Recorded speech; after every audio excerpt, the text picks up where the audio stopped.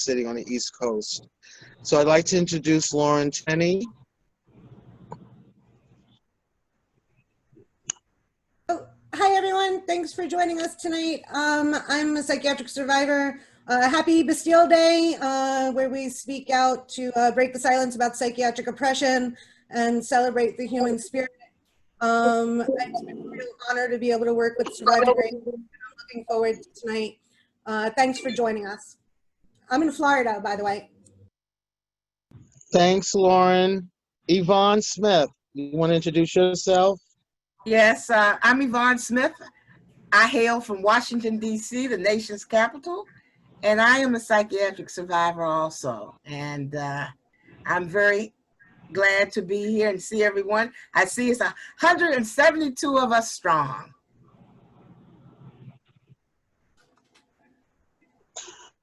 Okay.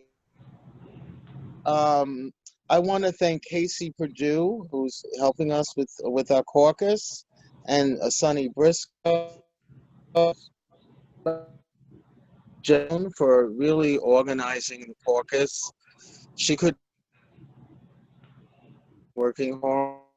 Just wanted to make sure that I acknowledged her, and she also did these beautiful slides. Okay, Casey, the first slide.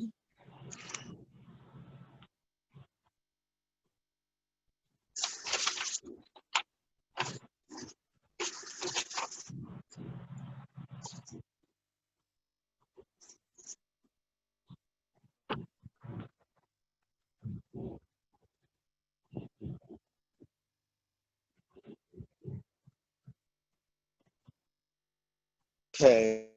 All right. So welcome everyone again. So happy that you're here for the Surviving Race, Dismantling Racism Caucus with Peerpocalypse Conference. And so let me tell you a little bit about how Surviving Race started. It started in 2014, and at that time there were a lot of police killings. Specifically in New York was Eric Gardner in Staten Island, New York, Michael Brown in Missouri, and I'm trying to think who else.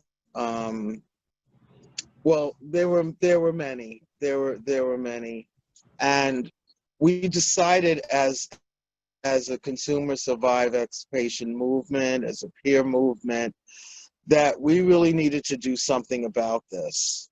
So we came together and we decided to create Surviving Race and create a Facebook page where people can share ideas and thoughts freely. We have over 800 members on the Surviving Race Facebook page. And if you look on the Facebook page, it's Surviving Race to Intersection of Injustice, Disability, and Human Rights. That's the title that it will come on if you want to join. And our membership is psychiatric survivors, activists, advocates, mental health workers. We have allies. We have Black, Indigenous, and people of color, which is now a new term I'm just learning. We have white people and allies all working together for human rights. You want to go to the next slide?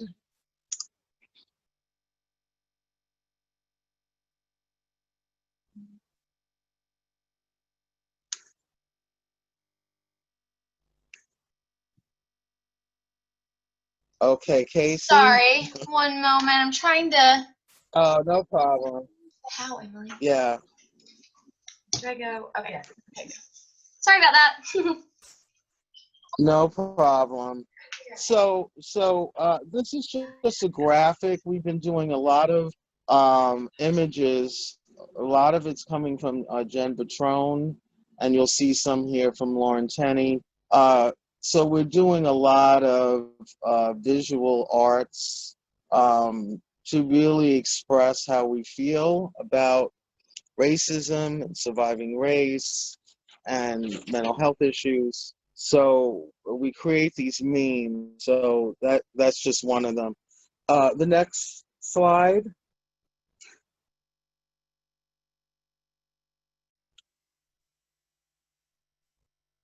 Okay, so graphic, and as all of you know, what's happened to George Floyd in Minnesota, a lot of unrest and protest. He was killed by the police in 8 minutes and 46 seconds. And he was saying, "I can't breathe." And when he said, called out his mother, that has to tell you that his death should not have happened. And if they wanted to arrest him, they should have just arrested him and put him in, the cop car, but not to kill him in front of millions of people nationally and around the world. Next slide. Lauren, do you want to take this?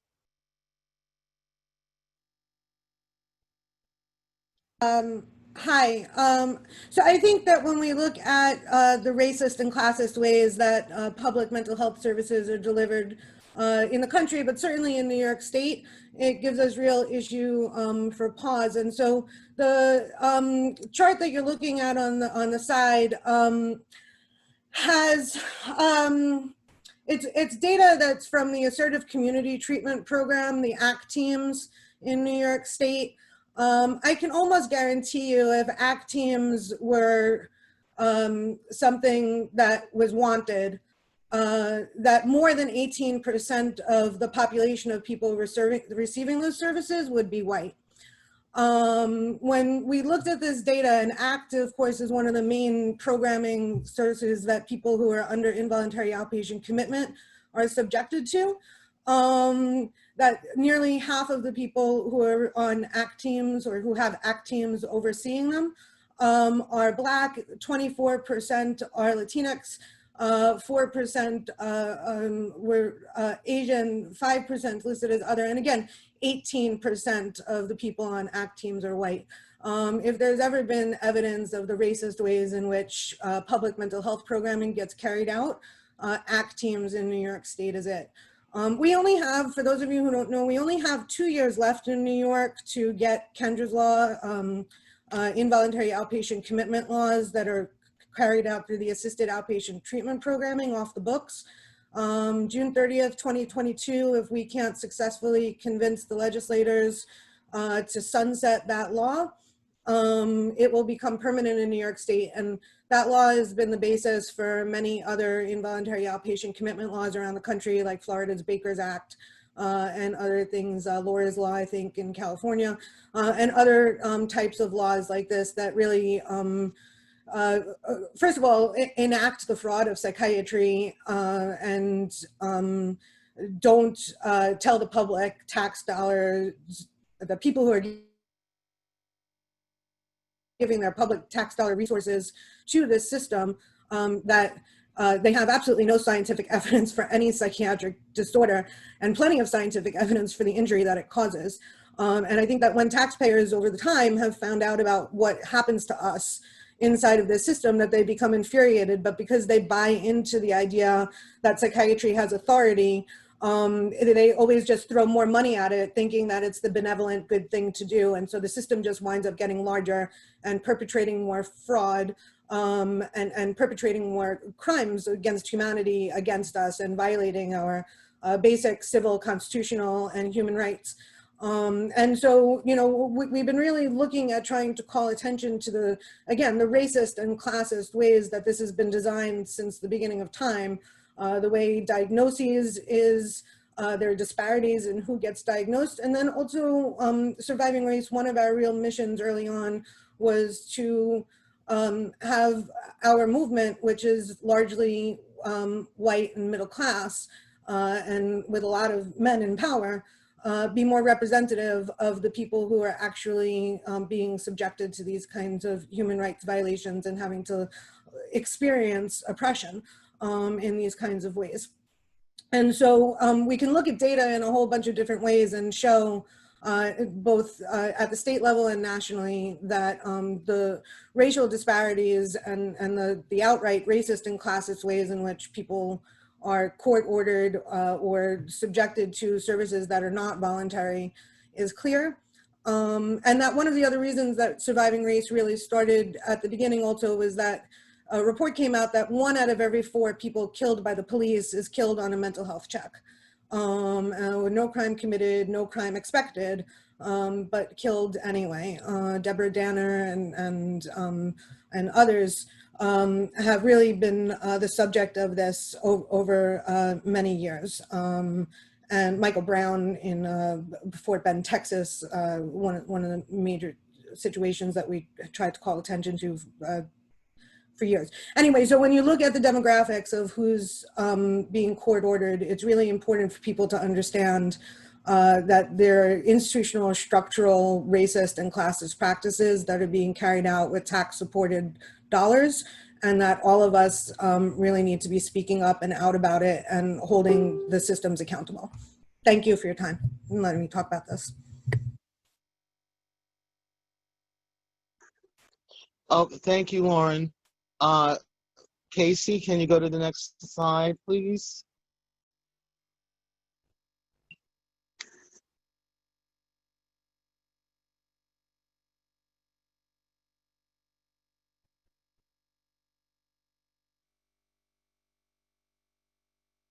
Casey, I'm sorry, I hope. Sorry, I went to the next slide. Can everyone see it? No, it's on the same I see the demographics and rate. Oh no. Is that? I see something different. Casey, I see the slide. Okay, here we are. Thank you, Casey. Thank you. So over this time from 2014, we've had many conference calls, many posts and information on the Surviving Race Facebook page. And one of the things that we all came up with is 5 ideas for safety from the police for people who have psychiatric histories. So every year people are injured and killed by police who are called because of supposed emotional disturbance. I'm just going to read 2 of them, so I want to give us enough time to dialogue. So 1 is stop calling 911. And then at the time, that was a radical move, because every voicemail always says, in an emergency, call 911 or call the police. And every mental health program has that. So we decided to stop calling 911 and instead call a friend, a family member, a community, a religious organization, a support line, or a trauma-informed alternative.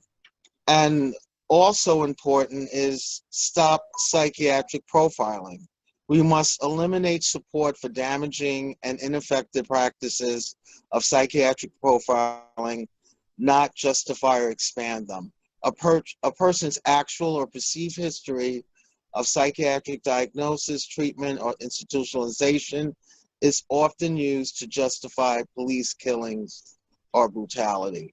And you can also look on our website. You can download this, the PDF, and you could put it in your offices or peer programs or where you work.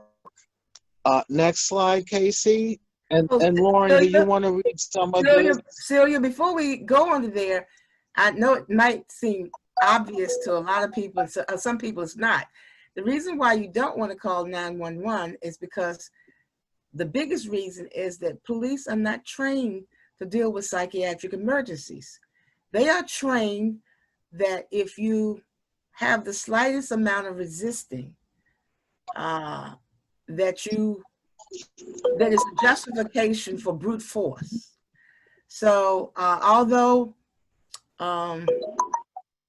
mental health resources will say, as Celia said on the voicemail, they'll say, if this is an emergency, and it very well may seem like an emergency to the people calling, call the police. But the police are there because they feel that supposedly the person feels like their life is in danger. And when that comes into play, oftentimes the person who's on the receiving end of getting this police, they may be confused. They may not even be aware that the police are going to be called.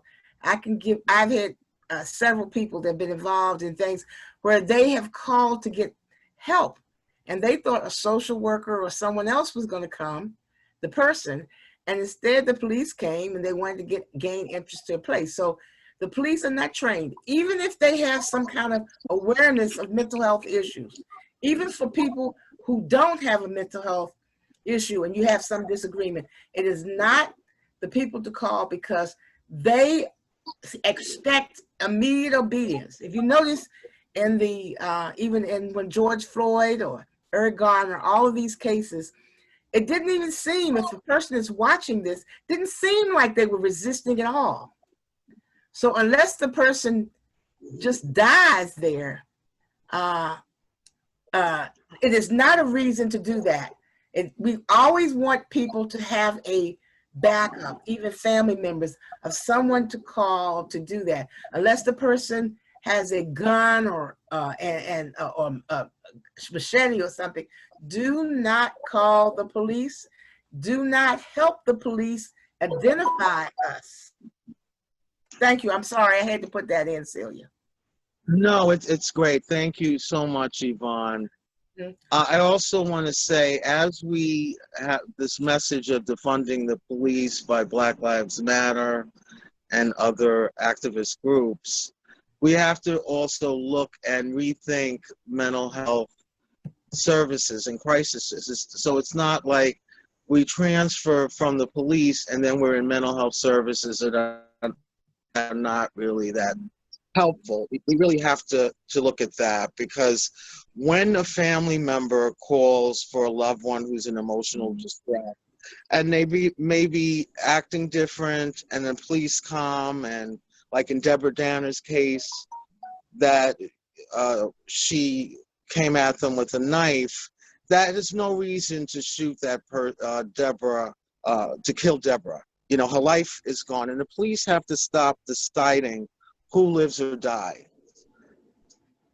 And it's basically people of color, Black men, Black women, and people with mental health issues.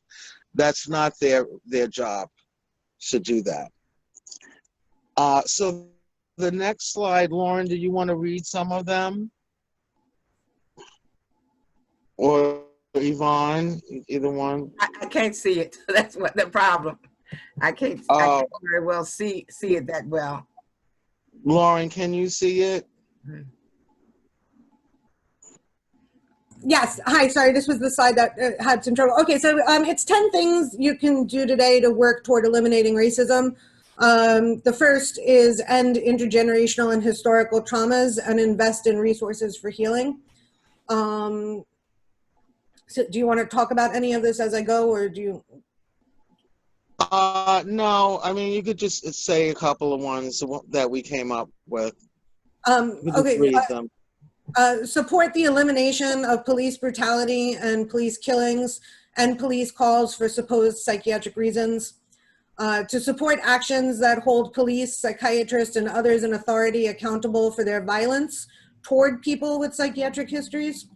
That we want to support people of color in leadership roles in our movements. We want to support ending racism in our movements and in our larger societies and help end racist practices. Support people of color speaking out about racism. Support white people holding themselves and other white people accountable for racism. Support people speaking out against psychiatric oppression as another form of oppression. Support outlawing and eliminating psychiatric profiling. And support abolishing psychiatric institutions, forensic institutions, court-ordered psychiatry, and prisons. Yeah, so 10 things that as a movement we can be doing today to really start addressing these kinds of systemic violations that are, if I can just say, 175 years or more old in terms of the development of this psychiatric system in 1844. And within 20 years, it's conjunctive work with the prison industry, and that this is ongoing. And the fact that psychiatry has expanded into the prison industry the way it has is also a concern, that it's not limited to the mental health system, and where children are involved or seniors or other people who are experiencing these kinds of disparities to begin with. If people are already experiencing oppression the oppression that they're going to face in the psychiatric system is going to be just that much more burdened. And it's really important that we call attention to it and abolish it. I want to acknowledge on the chat, I can't pronounce your name correctly, Araparo Tribes. He gives a story of a young person who was visiting his parents, and he had an episode. So his parents called the sheriff, and they shot him 7 times in his back, once in the head, and the deputies were given a medal. And this is typical of what happens when people are really just trying to get some kind of assistance. Police are not the ones to call. It is the people to call actually should be the people who are on this call, the 181 people that are here, is to reach out, even when we're doing peer support to other people. The question is, who are your supporters? If you're having a rough patch or your supporters need help in supporting you, who should we call? And that's what we have to do. And with those 10 things that we came up there, we might want to have some discussion on that.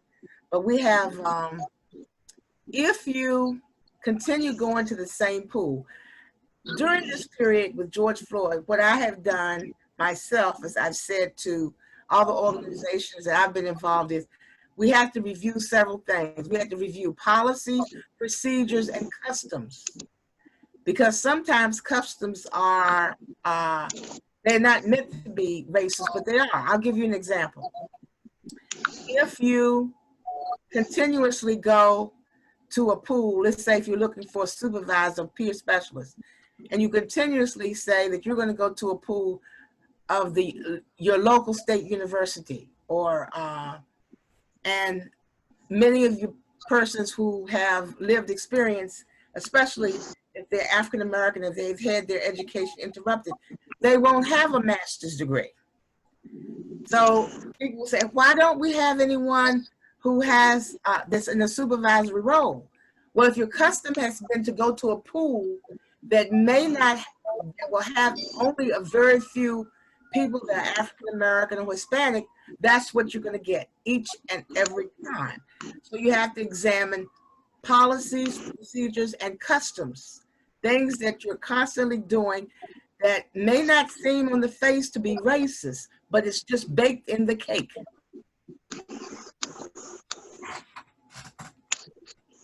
Yvonne, thank you for that. I want to mention just briefly, and then we're going to facilitate a dialogue. We, for COVID-19, Surviving Race created the support Surviving Race network of community care and peer support. And I'd like to also thank Jen Padron. And it's also part of our planning team is Broadwin Franklin.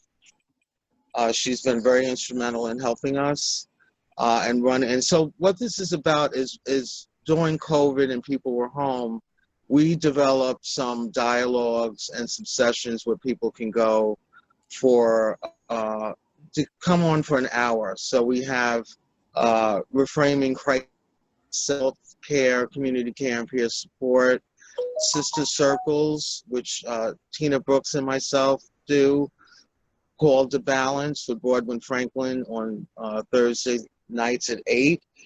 And I should say the Saturday program is Sister Circles and Reframing Crisis with Jonathan Edwards and Ivana Bond. So we hope that you will join some of those groups through GoToMeetings. And I really appreciate everybody here. So Yvonne, do you want to start the dialogue?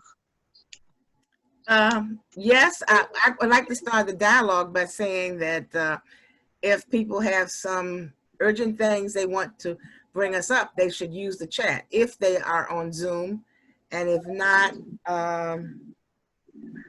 we can do that to start, and then we'll open it up to, I don't know how many people are here. Casey, are there any people who are not on the online that are strictly on phone? Well, I'll assume that everybody's on phone. So There's a couple on the phone, yeah. there's a couple on the phone, and if they, I don't know what measure they have to do to raise their hand or whatever, but let's, hopefully some of the people, okay, they can press *9 to raise a hand. So I want to make sure that everyone is included. This is another example of how we exclude people. Yvonne, I just wanted Casey to go to the next slide that has some questions, but go ahead.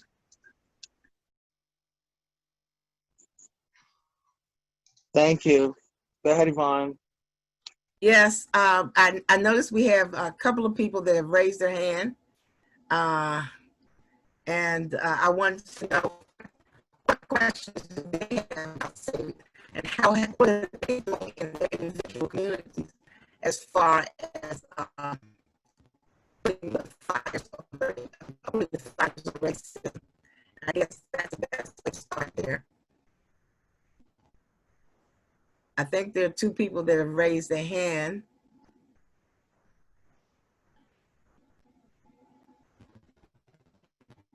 I'll repeat that again. We want to have a dialogue about what things we're doing in our individual communities. Yvonne has had her hand up since we were doing the PowerPoint. I don't see it up now.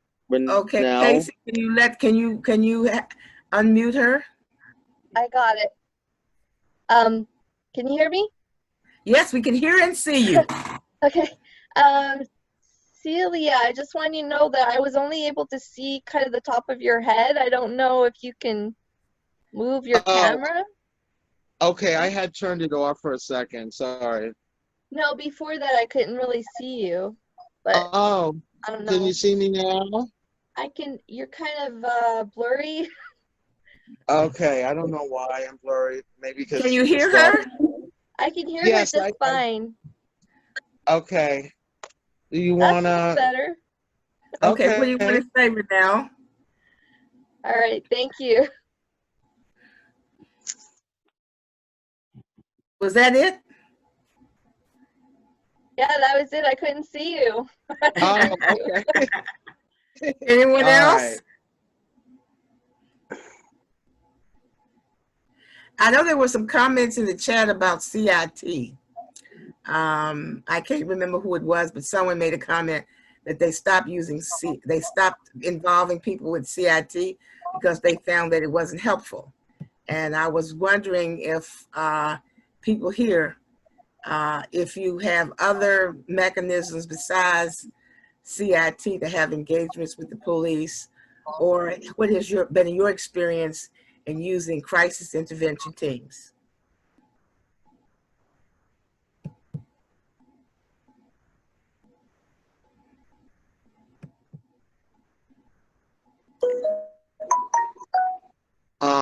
Kayla, there's 3 people with their hand up, Yvonne.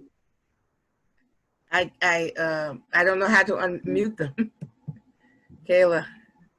Oh, I see it now. Okay, I'm sorry. I'm gonna unmute them. Okay. Okay. I'm so sorry. I can't help it. I'm sort of new to this. And so I've unmuted Joel Seltzer. Yes. Hi.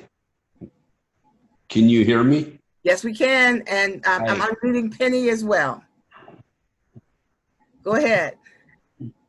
All right. Thank you. Hey, I'm from White City, Oregon. I just had a couple comments that I'd like to make is that, you know, I'm struggling with this whole racism issue. You know, I feel like all lives matter at this point. And, you know, I lost my son 3 years ago to a really tragic suicide issue. And the police here in White City were able to talk me down, and it could have been a lot worse.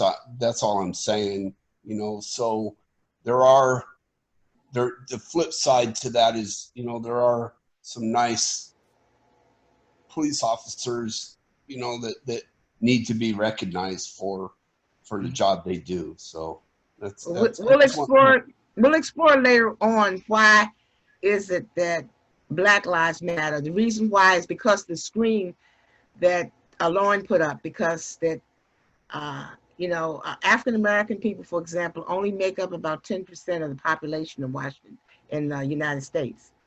But when it comes to police involvement, it is almost half. So that is the reason why people are saying that Black Lives Matter, is because there's an overabundance of force when it comes to African Americans. Where I live, there's a saying we have. They say, if the police come to your house, if the police come out for, not just to your house, but some incident, if you're white, you get a ride home.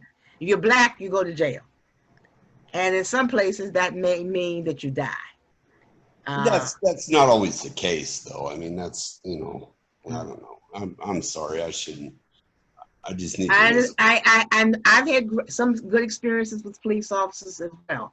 But when it comes to mental health emergencies, they're not by and large changed. You may have had a relationship with them, or there might have been other factors. But when there's an African-American person that's involved, it's the same thing when they're famous people. When they're involved, what happens is whoever they are, if they're a basketball player, if they're a lawyer, it all goes out the window. And especially if a person has a mental health disability, or if a lot of us are taking medications and we have a delay. When they say stop and do something, they want you to stop immediately. They don't take into account any disability or any of those things. Does anyone else have any comments to make about what they're doing to ease racism in their communities? Hey, my name is Kayla. I'm in Portland, Oregon, and I represent Multnomah County for my job, but I live in Clackamas County, and I have a community Facebook page for Milwaukee, and we use DBT skills for our communication guidelines in our community, and we address this current dynamic right now with ALM versus BLM. We've taken a stance in our community and explained historically why Black Lives Matter, as opposed to All Lives Matter statement. Historically, it's because All Lives Matter is not a movement. It is not an organization. It does not have a vision statement. It does not have funding. It does not have organization. It is literally came about in a 2017 Black Lives Matter protest in Portland, Oregon, 4 years after Black Lives Matter was organized in 2013 after the death of Michael Brown. This was literally one person with a sign in spite of the Black Lives Matter movement. It took media coverage, and people started taking advantage of the arrogant platform, and that was literally all it was. And so if All Lives Matter wants to organize, I suggest they do so. But as it stands, it is literally just a middle finger to Black Lives Matter. I use DBT skills in our community so that we can bridge these racial and political conversations in a way that everybody can be heard, and we're not creating an echo chamber of our own sound bites. It is very difficult work. We deal with a lot of people with very strong opinions, and we have to walk around even the ego challenges that we face, and it's very tedious work. And we've really brought our community together over these topics, and learned that, your neighbor might not vote the same way as you, and might not feel the same way you do about drug addiction or mental illness or race, but we can come to the table and have diplomatic conversations, and we're not going to get in a fist fight in the street about it. Yes, and I think someone put in the chat saying that Black Lives Matter does not negate the fact that all lives matter. If we don't call the police, that not only affects African-American persons, but other Caucasians as well. Because on the other flip side, you're going to have probably about 28% or so of those people may be Caucasians. But there's more instances where there's miscommunication. And the police have a bias toward or against people of color, people that are Hispanic, people that are other. They may seem as though they may be, I I don't want to use the word that way, but they are different. If you're, you speak a different language, you look a different way, your family may have been here for many generations, but people come to the job with their prejudice. Also, there's a major factor is that people are afraid of people. We have many people that are coming from military service now.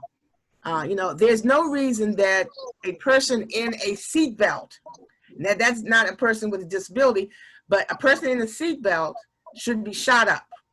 And we've seen cases that there's no reason that a female should be dragged from a car. In the case of Sandra Bland, because she didn't put a cigarette out. So these are things because police have an expectation that people should act a certain way. Some people call that, white privilege or white supremacy. But all of that goes into before the person comes on the scene, before that officer comes up to the place. And these things don't just happen with police encounters. They happen inside the prison as well. So Anyone Yvonne, else let's go. Yeah, let's go to the people with the hands up. Yeah, let's. Hi, this is Penny Peters. Thank you so much for everyone here for all you're doing. I do agree with the not calling the police for mental things. I was dragged from my car and slammed to the ground and had a gun pointed to the back of, behind my ear. And the officer had his knee in my back. And fortunately, the police chief was a childhood family friend, and he called his deputy off of me. Mind you, I was very manic, and I didn't even have any clue that the situation that was that dire. So had I struggled or fought back or anything, or the police chief not had been a family friend and been there, it could have went a totally different way because I was clueless that I was even in danger because I was so manic. And this was after my car was tag stripped on a slow speed chase. So it was, I look back now and it's terrifying. It's very surreal. It doesn't seem like it even really happened, but I do think we have some ways to go about not calling the police when there's mental health stuff. I know in our county, we do a lot of CIT training, and I think it's because we're such a small county that we see one another on the streets very frequently. The police have made big strides here, and I have noticed a lot of difference in that they do treat those with mental health diagnoses a lot more fairly. To be fair, though, we don't have a very diverse community, so. But the police know what you say. They have a familiarity, and I want to unmute. Let's see, Paula. Thank you for your comment, and I'm sorry you had to go through that. It must have been really terrifying. Thank you. Thank you. Okay, Yvonne. Hi, my name is Paula Barrett. I have been involved with CIT since about 2004 through NAMI Fox Valley.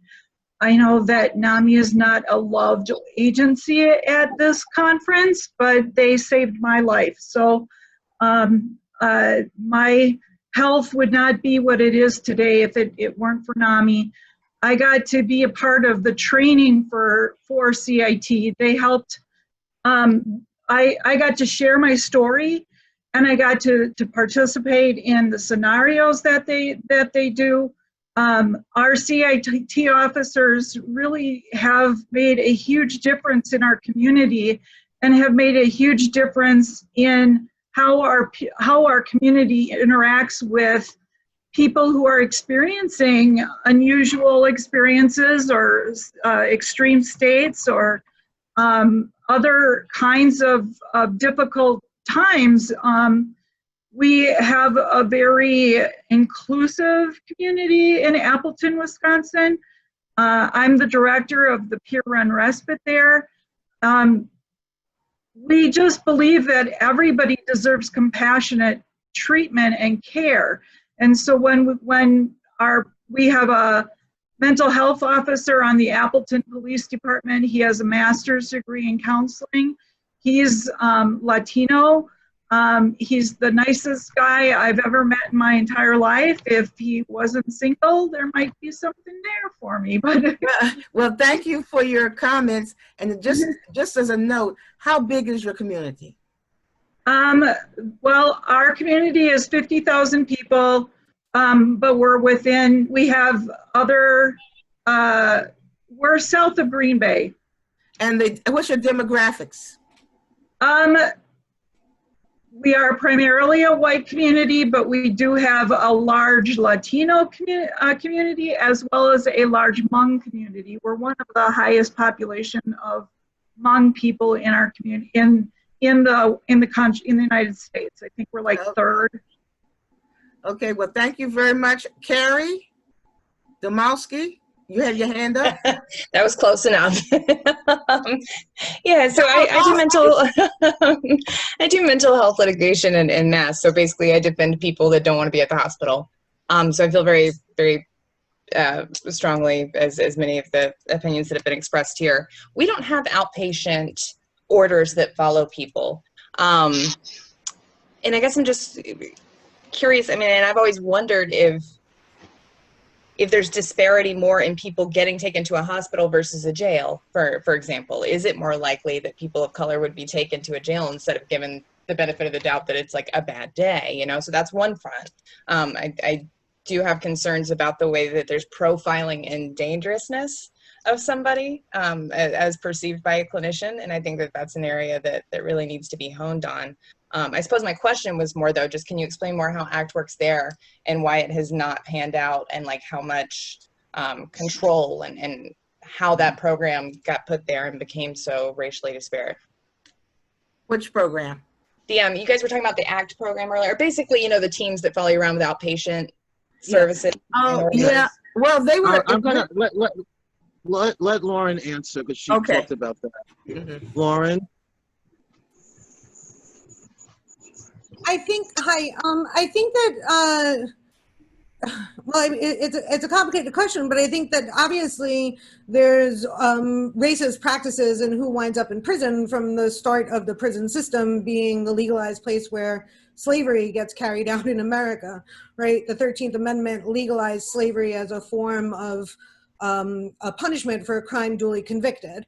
And the asylum system operated in the 1840s through the 1880s hand in hand with the early prison system. And the police, of course, were designed in order to go and further capture people who were coming out of slavery at different levels. And so from the beginning of these systems, these have been present inside of it.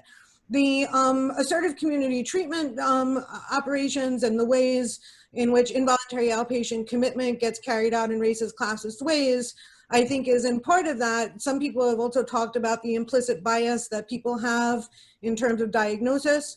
But one of the most interesting things in 2000, in the mid 2000s, the New York State Legislature commissioned the Schwartz study that happened at Duke University, Schwartz et al., to look at the racist disparities, because in 2005, the New York Lawyers for Public Interest had put out the numbers for the first time. And, well, not for the first time, I mean, this has been going on for decades, right? But there was another renewal of it. And so the legislature commissioned Schwartz and colleagues to do the study, and Schwartz and colleagues found that African Americans were 8 times more likely to be court-ordered over whites in New York, 5 times more likely statewide. And they copped out on the response. They said it was more likely that African Americans were more likely to be poor, more likely to be in public services, these kinds of like real issues that don't get to systemic, classic, institutional, structural racism and the legacy of slavery in this country. And I really want to encourage people to go look at Vanessa Jackson's work back to the early 2000s, healingcircles.org. She put out 2 monographs. One was in her own voice, African American stories of oppression, survival, and recovery. And the other is Separate and Unequal, the legacy of racially segregated psychiatric institutions. And she really took out this story and like really showed the roots of scientific racism rooted in psychiatry back to the 19th century. And a lot of the work that I've done over the last years is really based off of where she introduced me to in terms of this information that she'd found and tried to make and is making. Well, Another work, but I think that in terms of the ways in which the court-ordered treatment is replicating what's happening in the prison system. First, in involuntary outpatient commitment, if you've now in New York, if you've received services, if you've received psychiatric services 4 years before your release from prison, you're now mandated into involuntary outpatient commitment, and your parole officer can have you committed in a psychiatric institution for non-compliance. And that the psychiatric system has always worked in silent tandem to that prison system under the idea that we can't get you on an actual crime, but we can have 2 doctors say that you're mad and incompetent and need to be restrained in the system, where we then will profit from you and put you to work in different ways. So those are the processes that we're looking at in terms of historical, but contemporarily, it really is the 13th Amendment playing out in tandem with the prison system. And what's happened is that ACT is being misused. ACT, the way it was drawn up, and I think it was Wisconsin, was a system where people had an interdisciplinary team. But the way it's being used in assisted outpatient treatment is actually of a monitoring. If you have a person who is in a psychiatric hospital and they're released, the orders that they have can be very specific. And the ACT team is not, many of the ACT teams don't have those interdisciplinary, they don't have the peer support person of the team, they don't have the psychiatrist, the medical doctor, and all of that. So they end up being sort of like a parolee system. Where I live in Washington, D.C., I know people that have been in the hospital for 20, 30 years, maybe on an NGRI. It might be a very simple thing of eating out the salad bowl at the grocery store, or a minor theft, or really not even any civil charges, and they've been there for a long time. And when they get released, they're going to get released to usually a group home, and they're going to be on the ACT team. And many times the ACT teams in large cities don't act as they would act in a small community in Wisconsin where everyone knows everyone. They are actually acting as a parolee type system, much like what Lauren is talking about, what came out after the 13th Amendment was signed. Let's go to Cheryl Biddle. Thank you. Cheryl Biddle? Okay, Tammy Brooklyn? Unmute yourself. Hi, I thank you so much for calling. I wanted to go a little bit through the questions that you had asked that are on the screen, just to sort of see.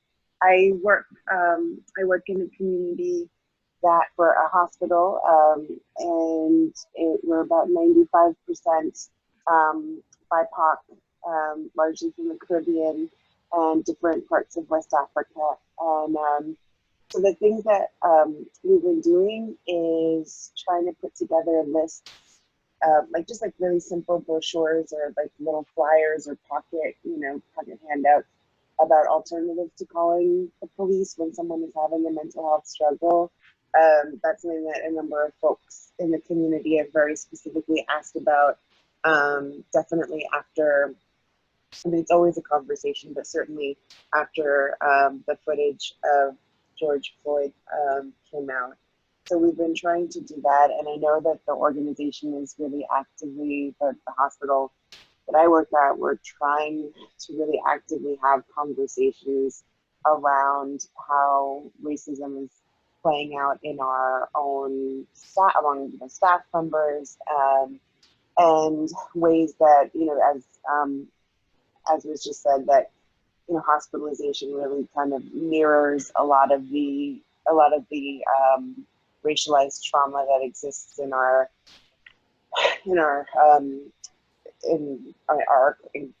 incarceration system. So I don't know, those are the things that I've been trying to think about, is how to further how to strengthen that and create more spaces that are specifically led by people like Black, Indigenous people of color, to have the conversations candidly, and then also just to have really concrete resources that are that specific alternative to calling 911 that folks are asking for.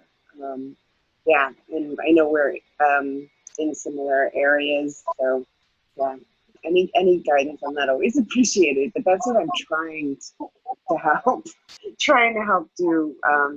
Being aware that as a white woman, I've not had those.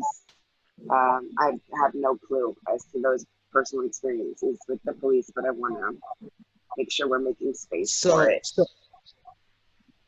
Thank you. So because of the unrest in this country and with George Floyd and others, there have been some Black, resources that have been developed, and they have always been there. They just haven't really been allowed to be a part of the system. So as we try to make the system more culturally competent, in quotes, it really hasn't really served people of color that well, and because they don't see people that look like them. So these resources are sort of outside of the system. I also would look into Black psychologists. They have an association, and I find some of this organization to be somewhat to some of our principles with, validating, recovery and support and psychiatric oppressions of our system. So you might want to look into that. Okay, absolutely. And I think what we're finding in Surviving Race, we had a panel of for Pride, and they were, LGBTQ people, Black trans people, lesbian, gay, bisexual, etc. And, it took us a little while to get that panel together, because sometimes it's hard to get people of color to speak, and that has to do with racism, being silent, psychiatric oppression. So, just do a lot of outreach, I would say, and encourage people to use their voice. Okay, thank you, Yvonne. Let's go to Malcolm and Sarah. Hi. I first want to thank Celia, Yvonne, Bronwyn, and Jen for all the amazing work that you all do. I'm always grateful. You give me lots of wonderful resources, and others as well. I want to say that using this medium is really difficult for me. So I made some notes. So when I'm looking down, I'm looking at my notes to keep my thoughts straight. I wanted to talk. I was the one that sent the message originally about CIT. I've stopped doing crisis intervention training with law enforcement. I did that for a number of reasons. Kind of the big one is that it doesn't seem to actually make any difference substantively. I also feel that the trainings are more about, and not that this isn't important, but kind of feeling good ourselves, because we get a chance to go and tell our story. And usually law enforcement, they're just awesome. They're like so grateful, and they thank you for being brave and having the courage to share your story.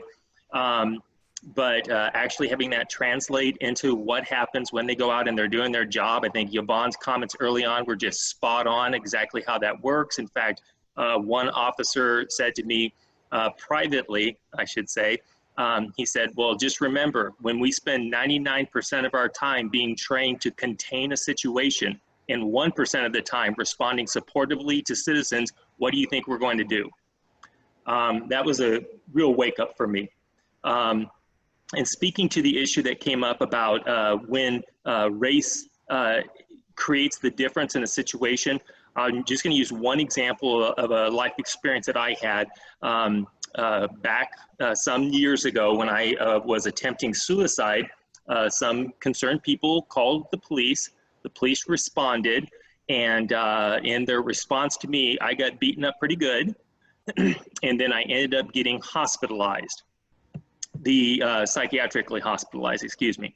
And the point to me that I didn't have this awareness at the time, but I have subsequently come to fully understand and appreciate this, is that I was beaten not killed, and I was psychiatrically hospitalized, not incarcerated, because I was white.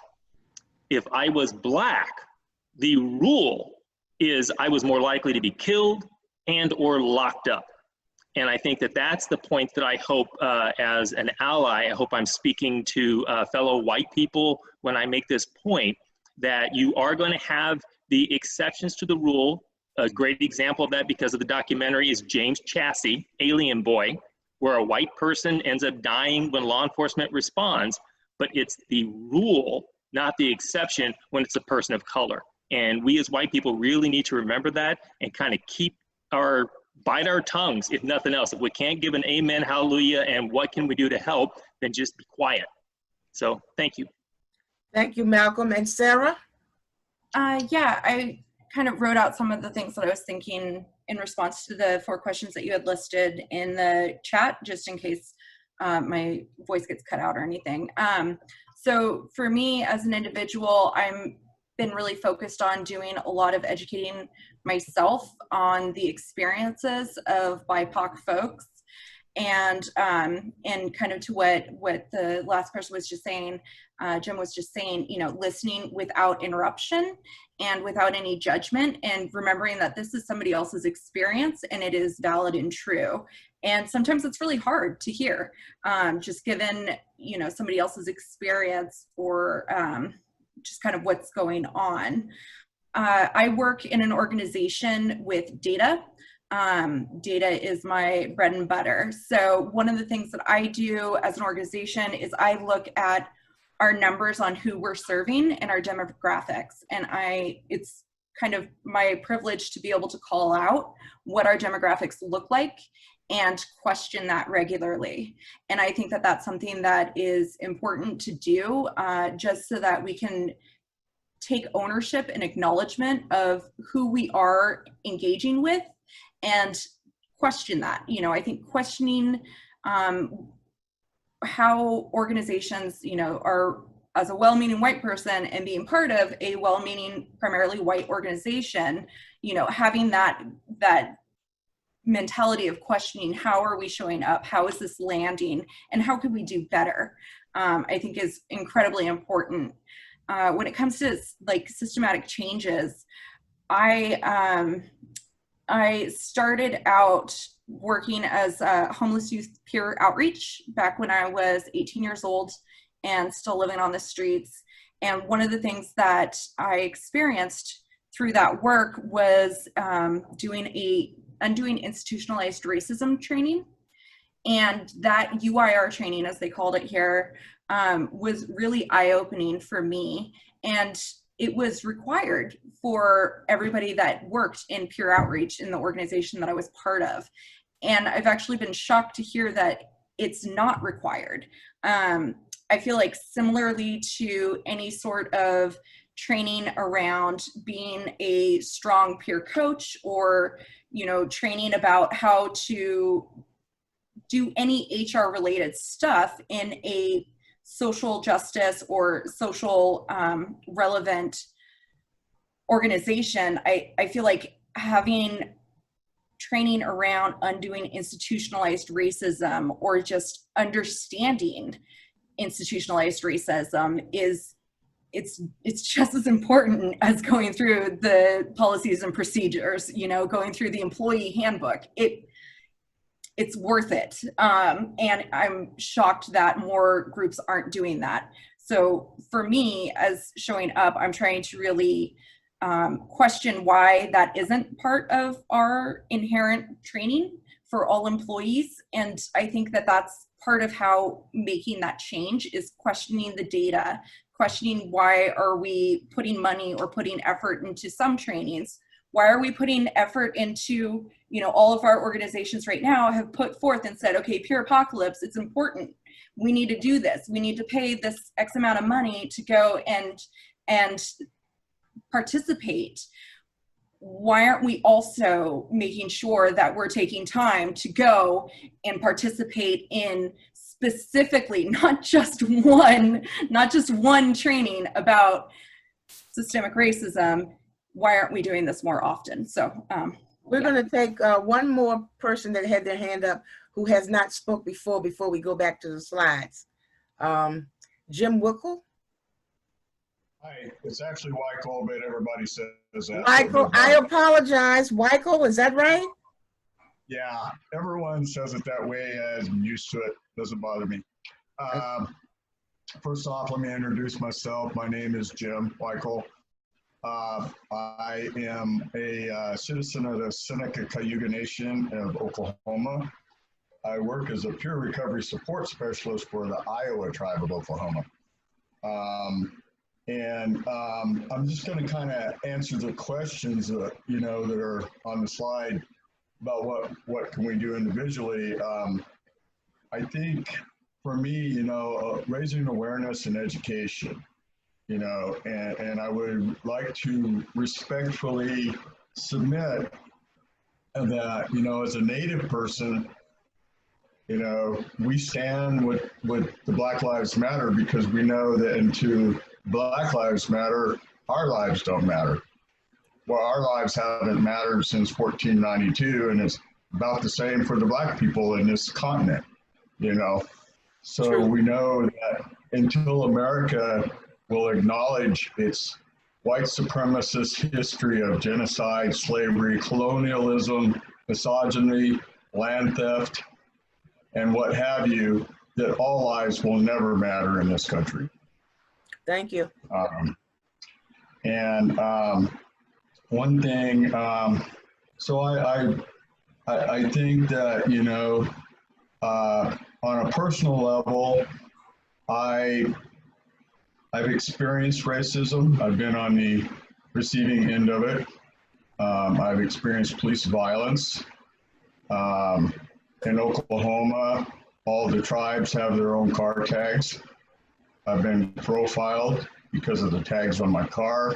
I've had to lie to police so I wouldn't get a beating when they ask me where I've been. And really, it's none of their business where I've been and where I'm going. But I have to lie so I didn't get a beating one time, you know. Can you talk more about that? About what are you lying about? Well, in 2016, I had returned from a Standing Rock protest, pipeline protest, and several of us had. And we realized that there were issues here in Oklahoma, environmental issues that affected Native communities, Native land, and also there are Black towns in Oklahoma resulting from the end of the Civil War. Many Black people came here, and there are Black towns here. And historically in Oklahoma, these towns have been, you know, marginalized, and we call it environmental genocide, environmental racism. Yes. By, you know, the power companies dumping in their coal fly ash near the water supplies of a Black town. So we organized a resistance to that. And it was about 3 hours away from where I lived. And the law enforcement were very active. And normally I would camp down there on weekends, but I had to come home one Saturday night. And so it was late at night, and I was coming through a small town in southeastern Oklahoma. And it is a speed trap, and I was speeding, and I got pulled over. You know, I admitted to speeding. But the policeman was looking at my tag, and he said, "Where's that tribe from?" And I explained, about 3 hours north of here. "Well, what are you doing down here?" And he knew full well where I was coming from. But good Indian, bad Indian. Yeah, and I had to play the good Indian because I knew that if I told him it was really not within his rights to know where I'm going or where I'm coming from, unless I'm suspected of a crime. I knew if I told him that, I'd probably get a beating and go to jail. Okay. So I lied and told him I was coming back from a stomp dance. It's a ceremony. And you suspect, and you say that because you know that has happened to people, right? Yeah, it's happened to my friends. Yes. Okay. You know, I've been face down in the gravel with a shotgun held to the back of my head. Thank you. I think in addressing this situation, number one, to those who are saying white lives matter, I believe, and correct me if I'm wrong, that this is a reaction to something that makes you very uncomfortable. And what y'all need to do is just learn to be uncomfortable and listen. I'm not saying shut up. I'm saying open your mind and be willing to listen, you know, so we can maybe find some common ground. But until America acknowledges this, and we're not asking, you know, I don't expect ever to get reparations, but at least an acknowledgement. Without acknowledgement, there can never be any reconciliation. Mm-hmm.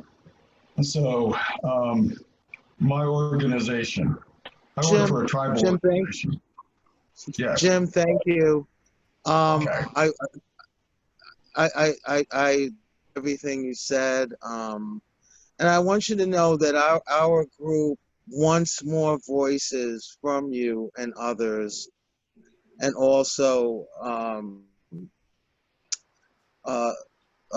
Latinos, Hispanics too. We're short on those voices as well. Someone brought up in the chat about talking about the children in cages. Does that person want to talk about that? That's something that we would also like to address. You can go to that, but we also have other people with their hands still up. Oh, But, okay. yeah. Go ahead, Yvonne. But I just want to But go, acknowledge. the person who wanted to, I think Cheryl Biddle is next, and then we can speak to the person who wanted to talk about the children in cages, because that's a very important issue. Cheryl, are you there? Yes, I am. Mm-hmm. Hi, nice to see you. Good, Yvonne. Thank you. How are you? You're doing great. Okay.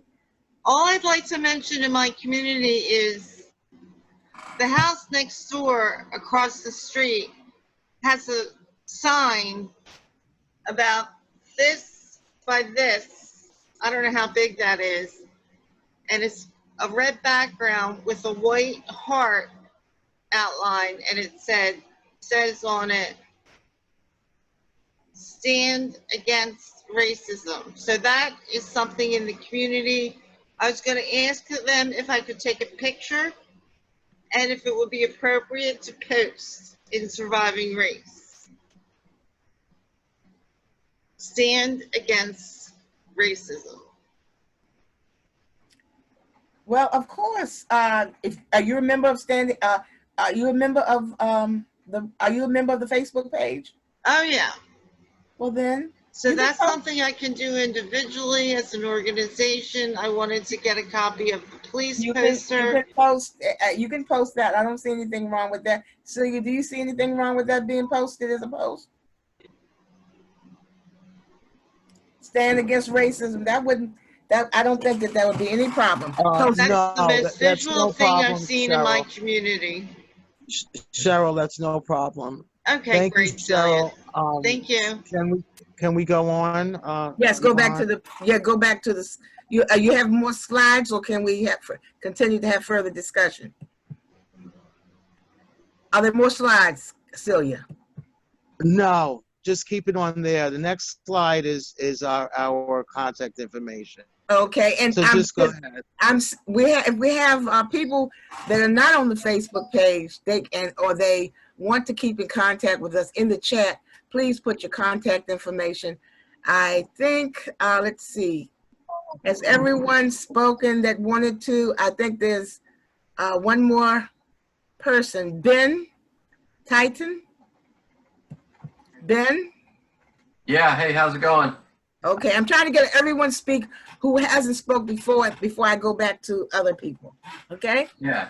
I'm Ben. I'm down here in Southern Oregon in Grants Pass. I just wanted to touch on the questions that were on the screen and what I can do individually for systemic racism is just to continue to do my job and my part as a peer mentor to walk alongside individuals, no matter what their beliefs are, no matter what they're going through. My job is to put all my biases aside. Not that I have any towards this topic, but just to make sure that I'm doing my part to walk alongside them and ask them what I can do to help in beginning a new life or doing something different. My area of peer support is substance use disorder. So the demographic that I work with is about 95% white. So I don't see as much ethnicity in my work, but when that stuff does come up, whether it be somebody else acting in a way that isn't kind towards other people, my job is to correct them on that behavior. My job, whether I'm at work or not at work, is as a human being and a person in America, is to, when I see those things, to say something about it. As far as what my organization can do, it's a little bit out of my scope to think that broadly, to think that high. You know, my job is to walk alongside of people, no matter where you come from, no matter what you've been through, no matter what your background's like. I don't see any of that, because that's what peer support. That's what peer support is about. And right. Originally, this was we wanted to go into the workforce, and Celia is right back there at the beginning. Is because we wanted to have systemic change. I'm going to finish your thought, but those persons who don't have anything to say, if their hand is up, put your hand down, because we've only got a few minutes, and I want to make sure that other people, if they have anything additional to say, that they will do that. So if you don't have anything further to say and your hand is still up, put your hand down so that I can get to those other individuals. Go ahead and finish your thought. I'm sorry. No, I thank you guys for this caucus on such a hot topic. And the only thing that I know that I can do as far as this pertaining to my work and my life is just in the work life, I have to keep my biases to myself. And in my personal life, my personal feelings and opinions are that we need to walk alongside everybody. And if there's things that need to be changed, then we need to take a look at that. And so, but from a peer support perspective, I put my biases aside about anything, and I just try to help the individual and meet them where they're at, because that's what it comes down to. You meet somebody where they're at and ask what we can do to help. Thank you so much, Ben. Yvonne, Yes. is there another question? Yes, there are. Jim, someone, we wanted to know what organization you're from. Can you put that in the chat if you care to? Also, we've got 3 other people. We've got a very short, the last 3 people is 8:47. We're going to cut off at 9 o'clock, and that's Tammy, Sean, and Sky. Let's go first to Sky, then Sean, and then Tammy. Go ahead, Sky. Hi. I live in Ashland, Oregon, and I just wanted to bring up that as far as ending like systemic racism and, you know, trying to help out with Black Lives Matter, it's really important to get communities together and form, you know, like protests and things so that, you know, the movement keeps going. Like maybe there's no current protest in your neighborhood, but if you can form a little group and just start putting flyers up, the more voices that are talking about this and the more coverage we get and the longer we can keep going, the higher a chance we're going to have for change. So, you know, where I live, we organize protests here, and I just think it's important that everyone stay active and don't quiet down, because it's really important to, you know, get your voice out there and really fight for the movement that is, you know, currently of our time and really important. And that's all I want to say. Sean? Sean Brennan?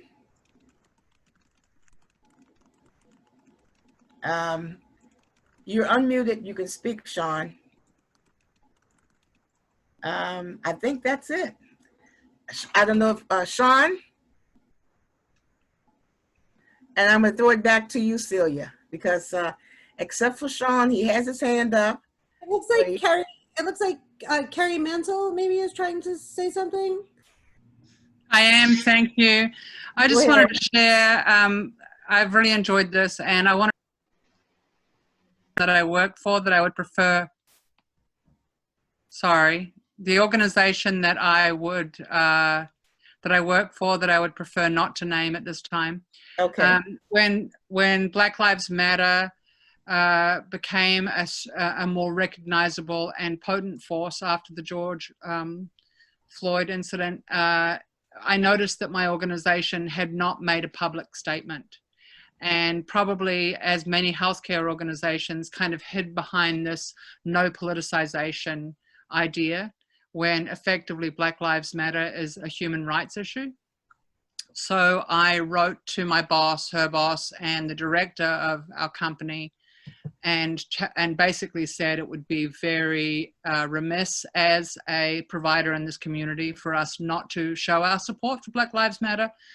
And they responded to that really well, and actually the director invited me to contribute a lot of the language for that. So I crafted a statement. And the most beautiful thing that happened as a result of that was it was released as a press release and sent to all of the people we work with, but it was also sent to all of our employees. And one of the most beautiful pieces that came from that was that a number of my colleagues wrote of their own experiences of racism in a way that they didn't feel that they had necessarily had a voice to do before. So I kind of feel like it is important for us to ask, just in the very politically sound environments that we work in, are we actually holding up this message about human rights? That's it.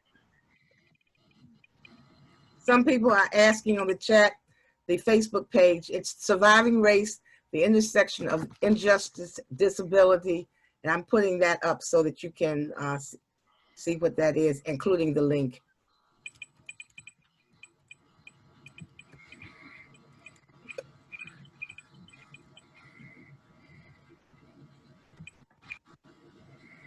That's the title of the Facebook page.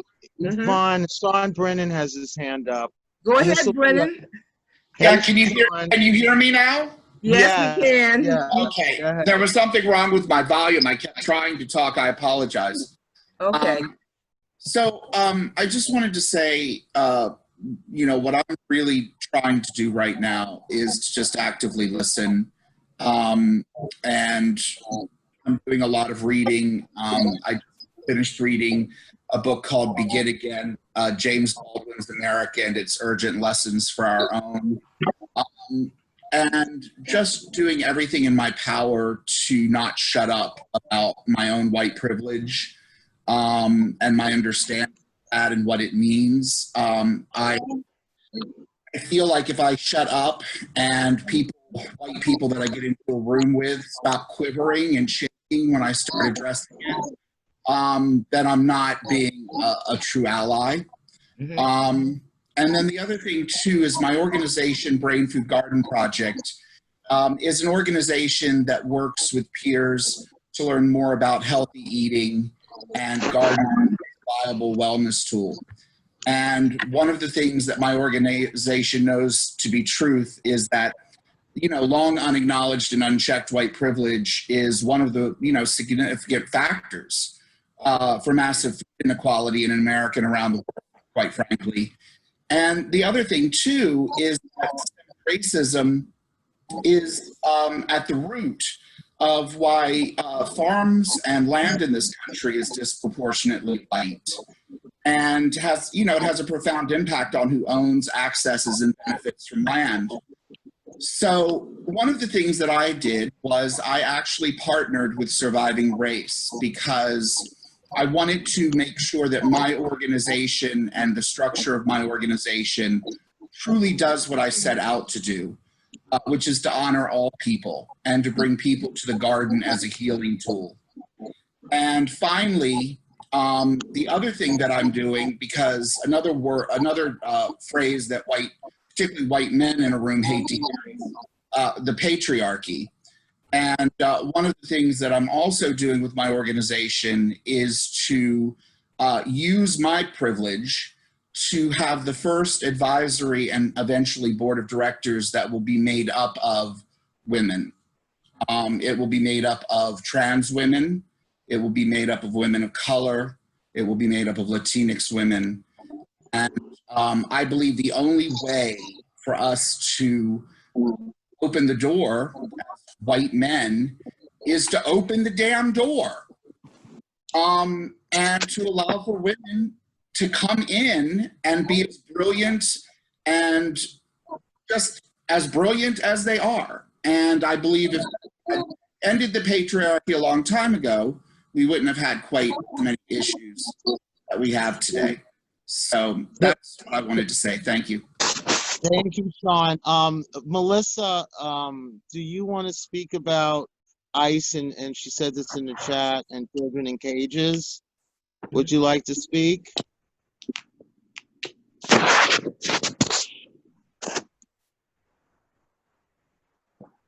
Okay, I understand, Melissa. Thank you. But we do have to deal with the children in the cages as a human rights, and it's torture. It's a human rights issue and torture. And if those were children from Norway, we might not see that. So this is a repeat of the same history that the United States participated in during World War II, when we had children that later on died in concentration camps. They came on ships and they turned them back. And right now, because of all the noise about COVID, which is not, it is important, people are not even shining a light on what's happening to those children and those people that are there. I mean, people that are escaping horrible things that are happening in Central America, coming here to hope. And they're not breaking the law. They are seeking asylum, which is part of international law. So one thing about Surviving Race, it's all about human rights.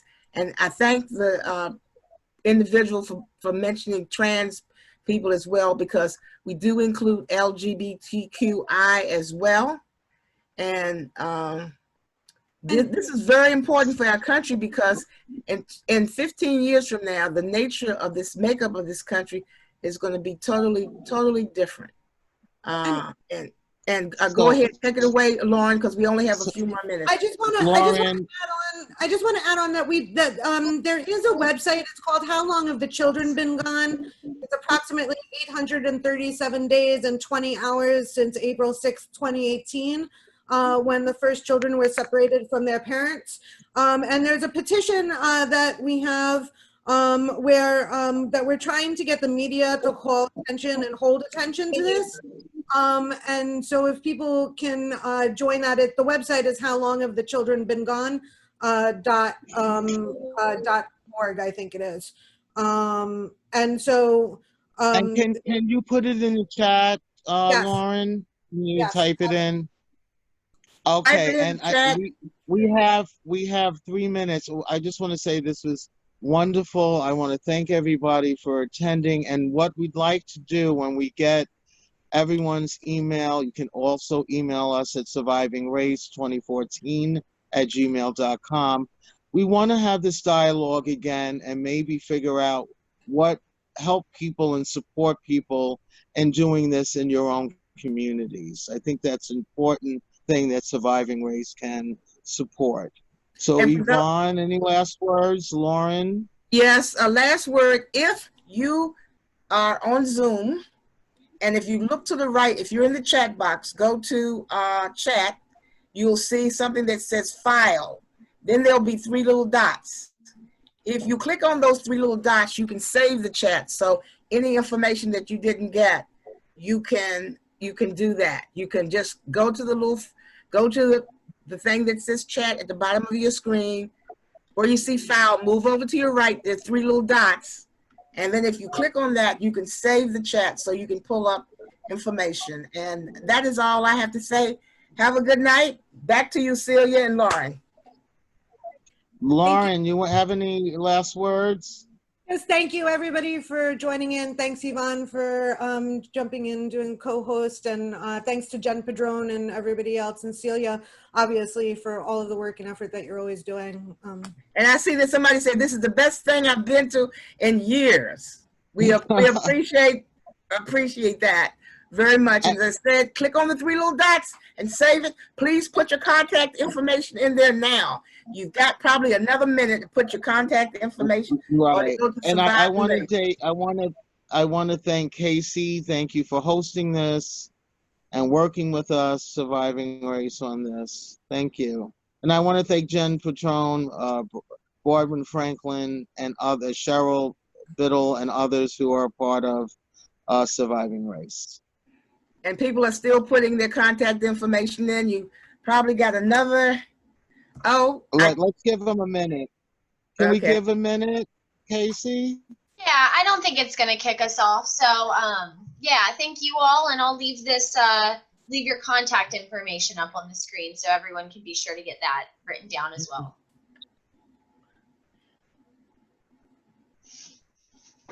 Because we're getting a lot of contacts here. Mm-hmm. Oh my God. So we'll leave it to good night, everyone. Enjoy you being here and listening to you and learning from you, because we all are learning together.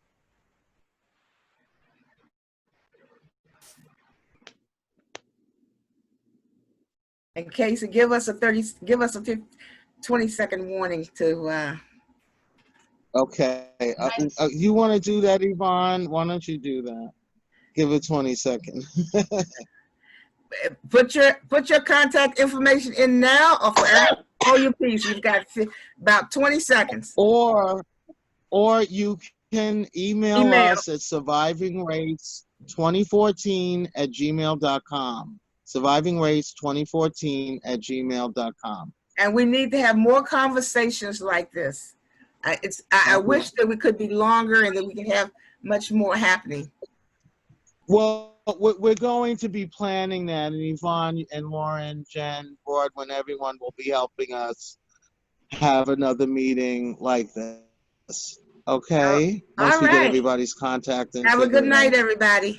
Thanks. Good night. All right. Thanks, Yvonne. Bye, everybody.